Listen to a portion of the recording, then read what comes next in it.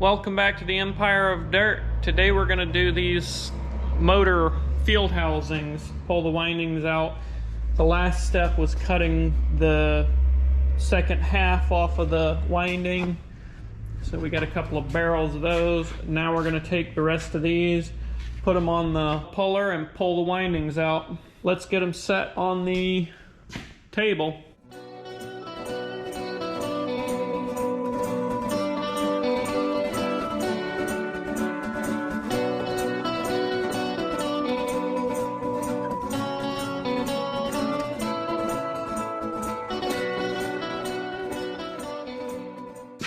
This is the wire puller that we use. Me and my brothers built this probably 10 years ago, and we've improved on it over the years. We've got a hydraulic cylinder back here and a clamp, so this slides up and down and locks the field housings in here. This is just 2 pieces of angle iron, a couple of pieces of pipe. Nothing too complicated. You'll see how it works. Then we have, this is a pair of tile nippers that actually works really well for this. And then we just have a chain on it. The washer is here and the bolt, just so you have some rotation in it instead of welding the chain straight on there. This is just a fairly simple hydraulic cylinder. I think this is a 3 or 4 inch bore. We got this out of the scrap pile. We did have to reseal it.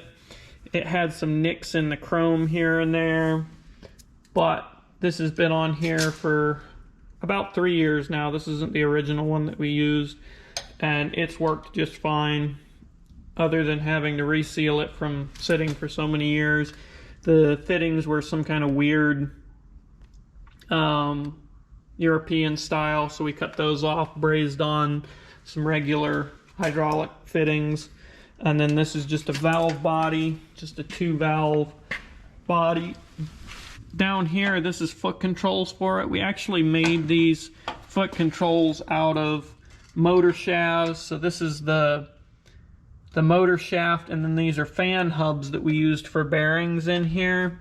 And then this just rocks back and forth like that, and then pulls the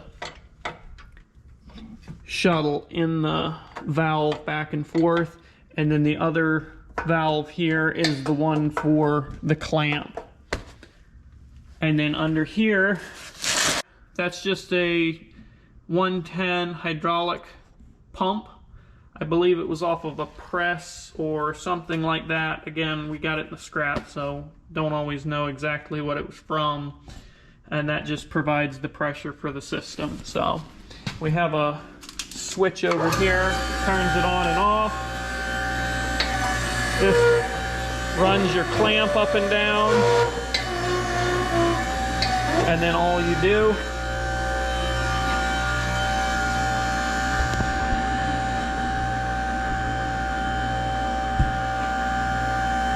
you take a winding, slide it in here, clamp it, and then with your foot pedal,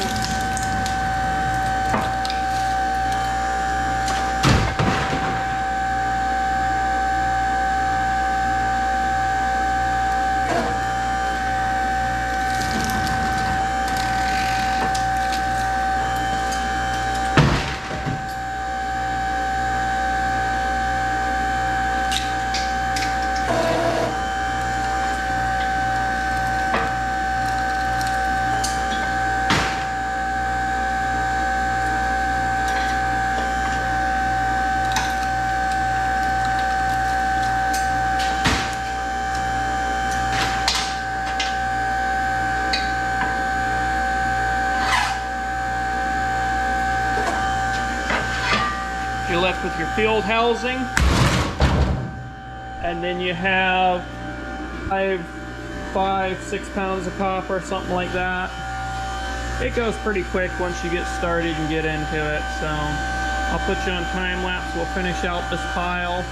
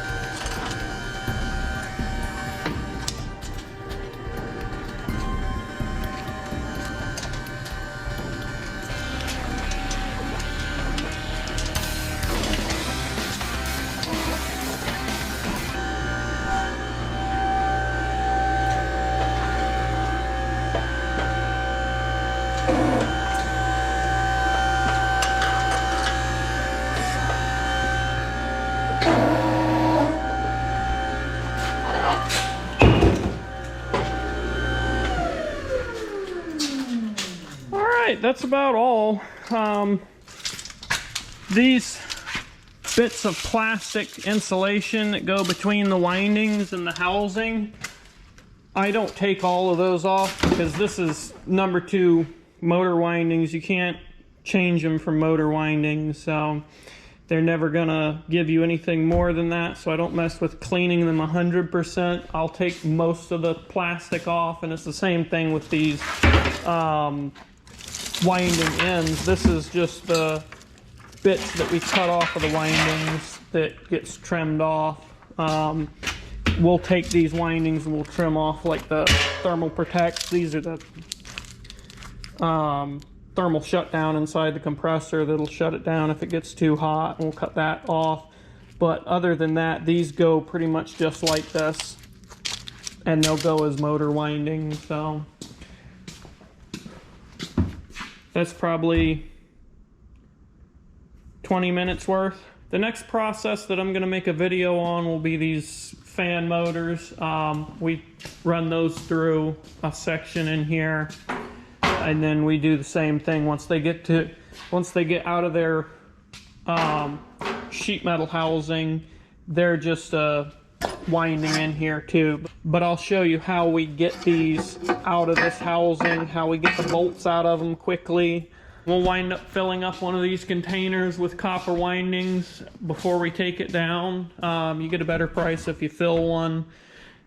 We just do pallets of these. Normally we separate these out and they'll go as prepared iron. I cut all these fan motors the other day and they were in the hopper already, so I wasn't messing with it this time. But alright, if you made it this far in the video, thanks for watching. If you got anything out of this, like, subscribe. It helps the channel grow. Helps me make more videos about nonsense. We'll see you on the next one.